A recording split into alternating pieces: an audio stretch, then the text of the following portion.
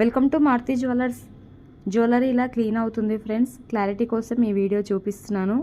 ఇలా క్లీన్ చేసిన జ్యువెలర్ని చూడండి, ఇలా ఎండలో ఆరబెడతారు. ఆరబెట్టిన తర్వాతనే మళ్ళీ పాలిష్ చేస్తారు ఫ్రెండ్స్.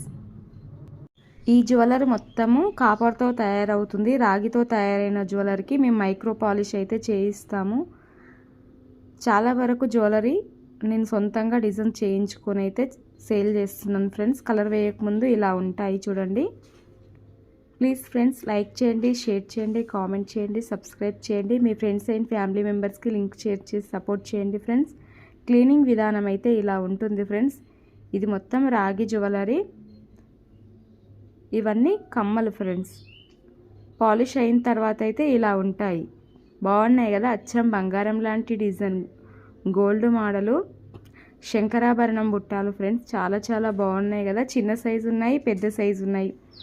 చిన్న సైజు అయితే 250, 300, పెద్ద సైజు అయితే 550లో ఉన్నాయి. కాస్ట్ అయితే ఎక్కడికైనా కొరియర్ చేస్తాము. క్యాష్ ఆన్ డెలివరీ లేదు, ఓన్లీ ఆన్లైన్ పేమెంట్. థ్యాంక్